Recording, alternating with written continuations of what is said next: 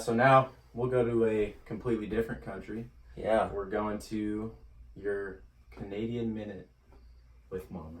So,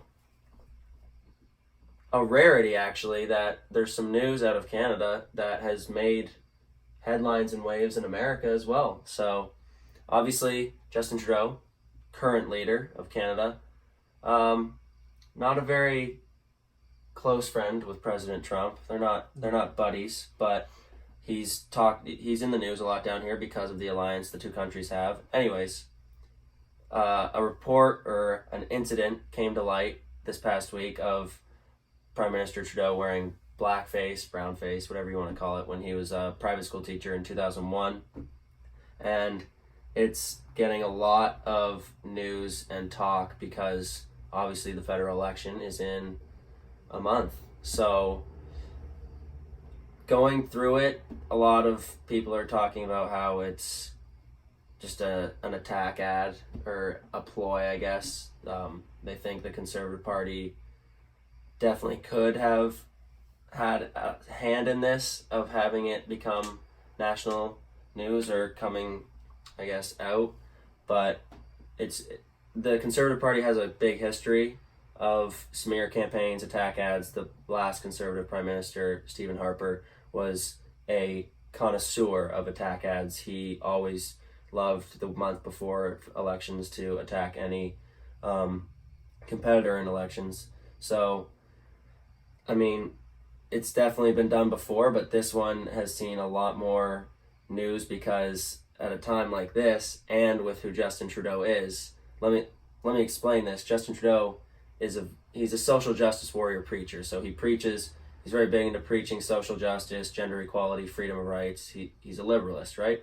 So for him to have this come out is a lot more detrimental to his image and campaign than it would be for Andrew Scheer, say, the Conservative leader, who doesn't preach these kinds of things, and with this coming out wouldn't be looked at as a hypocrite. So this could definitely take a huge hit on his campaign and his chances of becoming prime minister for a second time or second term. But this also is definitely not over. We'll see where this goes. He issued an apology nationally right after, which was good to see. So, yeah, that's your Canadian Minute. A lot of good news. And I think with that, you need to take this news with a grain of salt and some context. I mean, 2001. Yeah. A lot of people will give you two different stories. You see it all the time. It's the nature of, the partisan hack.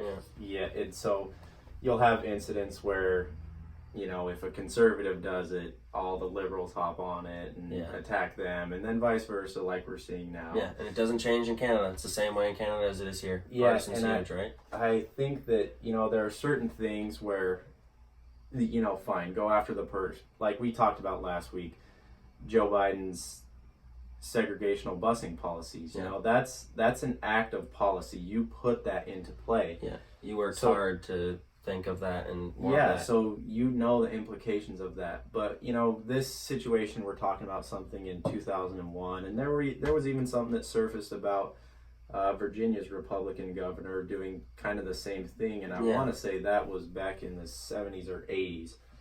And so you got to realize that these people wouldn't have done this, presumably. We hope. If it were today, where it's kind of known that you just don't do that when you're dressing up for whatever event you are.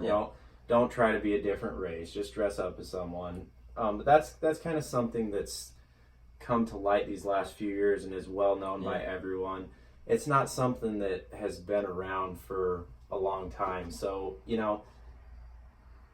from a conservative or a liberal standpoint, I think it's a little ridiculous to jump on people for this kind of thing. This is not something that's serious. It doesn't have really any implications on you.